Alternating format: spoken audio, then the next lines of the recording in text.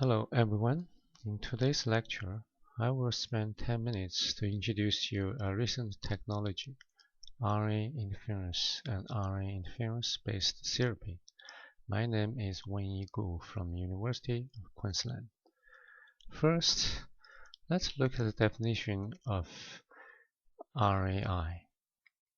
From Wikipedia, RNA interference is a system within living cells that takes part in controlling which genes are active and how active they are.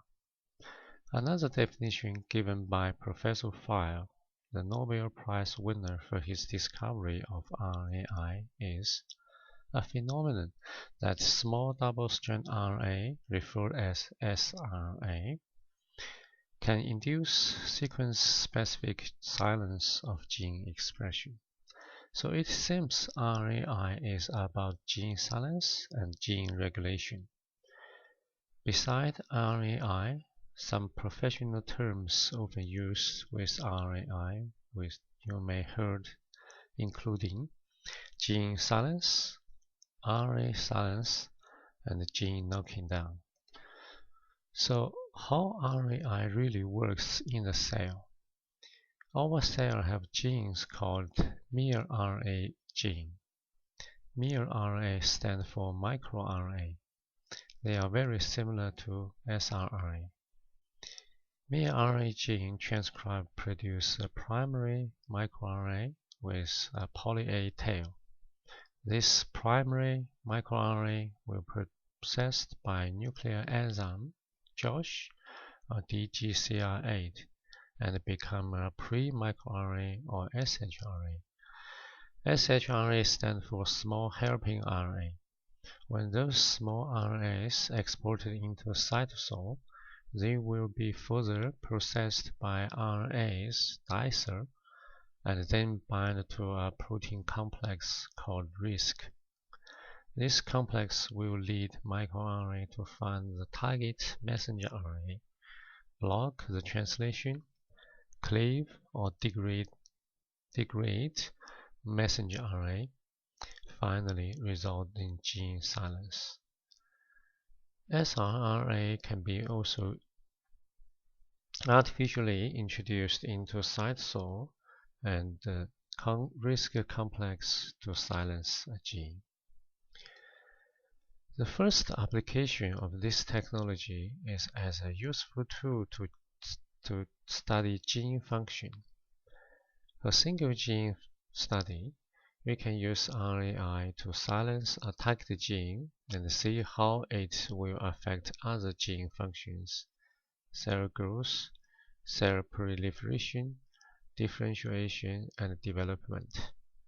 This technology is widely used in almost every biological laboratory now. For function gene screening, to use sRNA or shRNA library to select the key genes that play a role at a certain cell development stage or after a treatment. This library can be genomic-wide screening or a specific group of gene screening. For example, apoptosis signal pathway screening. The second application is as a means to treat diseases. This is called RNAi therapy or RNAi-based therapy.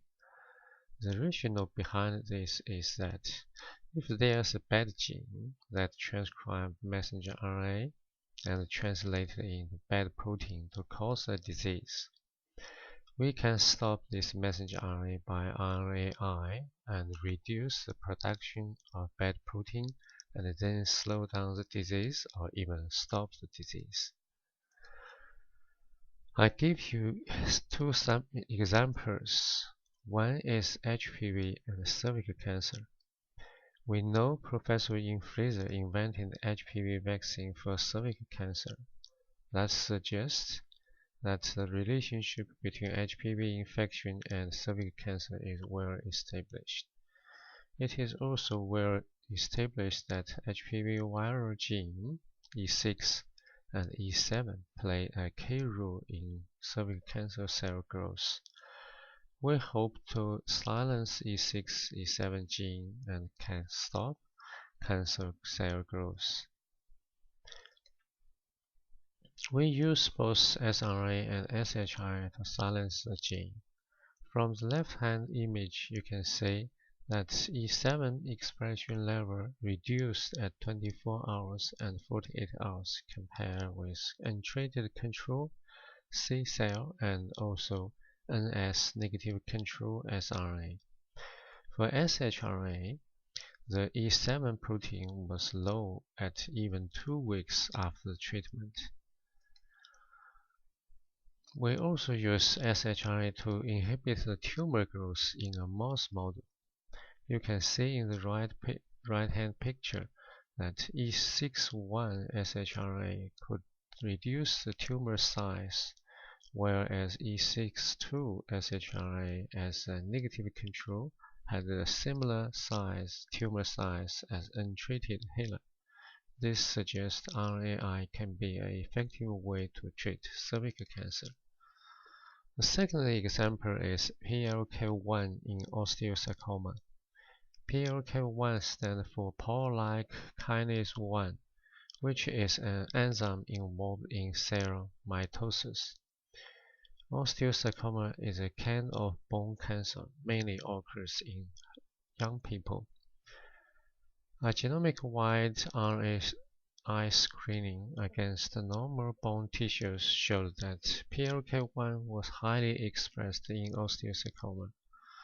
We use a nanoparticle AC3 to deliver sRNA to inhibit the gene in osteosarcoma cells.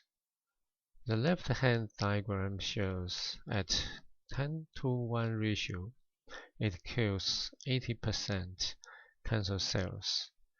S10 is a negative control sRNA here. AC3 is even better than commercial delivery reagent oligofectomy. The diagram on the right hand shows all other controls, including scrambled sRNA control. I show you this slide to give you a glance of global RNAi therapy pipeline in 2010. You may not see this clear, but I just want you to know that several RNA therapies target at different diseases such as viral infection, cancer, and inflammatory disorders are in phase 1 or 2 clinical trial. Some of them will be very soon available to patients. For RNA therapy seems very promising and have some advantages over conventional non-specific therapy. The most important one is the specificity and efficiency. The gene sequence is very specific, and silence the gene at the transcription level is also effective. Small amount sRNA can have a big effect on the protein production. In addition, low toxicity and low side effect, as we already discussed a lot. In addition, RNAi can induce immunity, though I didn't show you this data. However, as any other therapy, RNA therapy faces challenges. sRNA is unstable, have very short circulation time. For example, in serum, the half-life is only about 2 minutes. So that's a big delivery issue for sRNA therapy. Apart from that, possible off-target and side effect if the sequence of sRNA is not specific enough. So at the end of this lecture, I would like to give you some take-home message.